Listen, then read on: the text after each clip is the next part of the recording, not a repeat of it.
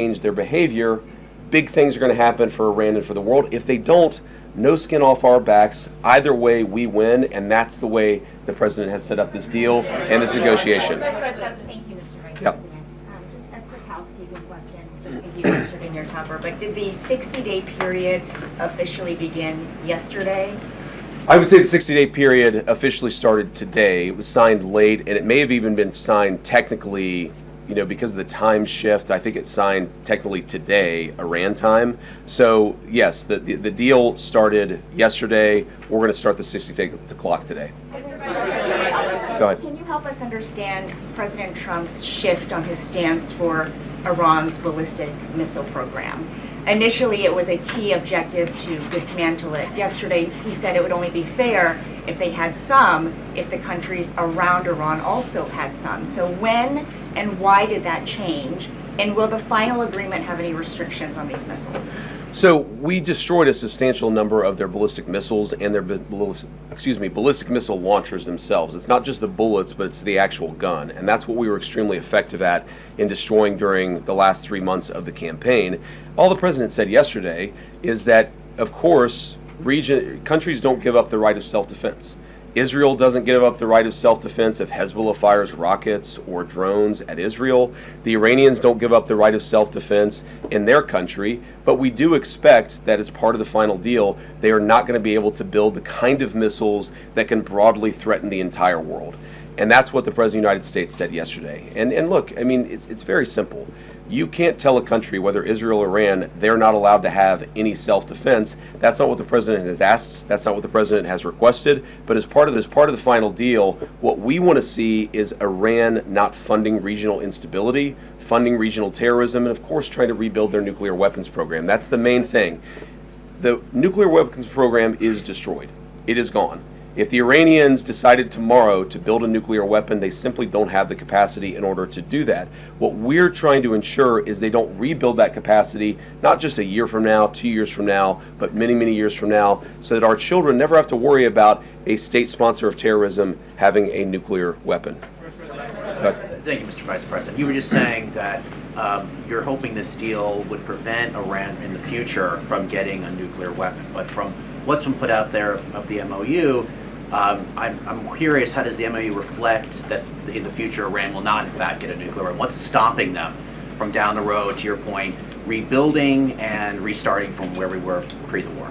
Well, number one, they would have to get a lot of money in order to rebuild the nuclear program. You're talking about billions and billions of nuclear infrastructure that the United States destroyed. In order for them to rebuild that program, they would have to get a lot of money. And we have them in an economic chokehold right now that we're not going to release until they fundamentally change their behavior. What would that look like? That would mean a real inspections regime. That would mean a real enforcement regime. As the MOU contemplates, that would mean the destruction of their enriched stockpile. All of these things are the sorts of steps you're going to take if you're serious about ending your nuclear weapons program. And that, again, is why I go back to this fundamental trade that's built into the deal. They need money to do anything.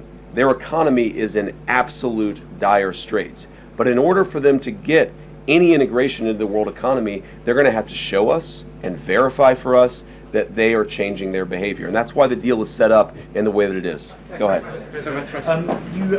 President Trump said yesterday that he was going to blame you if the talks with Iran go sideways. Are you worried that he's going to make you the fall guy? No, not at all. I mean, I think the president was joking, but as he often does. But no, I think, look, the entire team has worked very well on this, and we've got this thing to a very good place for the American people. Now, I have seen some progressive criticisms of me personally saying, what experience does the Vice President of the United States have with hostile, high-stakes negotiations? And I would point those progressive critics to the fact that just 2 days ago I spent over an hour on The View. So I actually have great experience in very hostile negotiations, and I've used that. I mean, look, Joy Behar is way tougher than the Iranians, and she and I are best friends now. So we're going to get to a good place here. We're going to get to a good place. We're already at a good place. It's just a question of whether we can really get the icing on the top of fundamentally transforming Iran's relationship with the world. Go ahead. Thank you. A couple of just timing questions. How soon, as the MOU lays out, can Iran start selling any of its oil that has sort of been impounded, right, with the blockade? And two, can you sort of explain the Lebanon component to the MOU and how that front works and the enforceability of it? Yeah, so the Lebanon component, this is about regional peace, right? This is about regional peace. And what that means is we expect Hezbollah is not going to be firing rockets and firing drones at the Israelis. And we also expect that the Israelis are not going to be going wild in Lebanon, right? Both sides have to honor their end of the deal. Now, as you guys know, sometimes these ceasefires are a little messy. The President of the United States said this a couple of weeks ago, that a ceasefire in that region of the world just means they're shooting a little bit less at each other than they were before. What you've seen is radical progress in Lebanon, less shooting, less firing, but you're still going to have these little flare-ups from time to time, and that's just the sort of thing that we're going to have to manage through the diplomatic process. Secretary Rubio's been sort of the person on point. It's actually worked out extraordinarily well because we do have substantially less shooting, but it's going to be something we have to manage. And eventually what we want to see is the Lebanese government. अमरीकी नायब सदर JD Vance media से गुफ्तगू कर रहे हैं।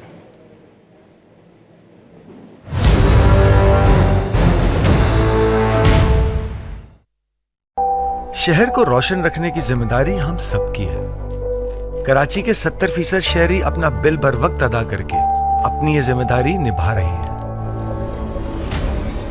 मगर कुछ अनदेखे हाथ हमारी रोशनी चुरा रहे हैं।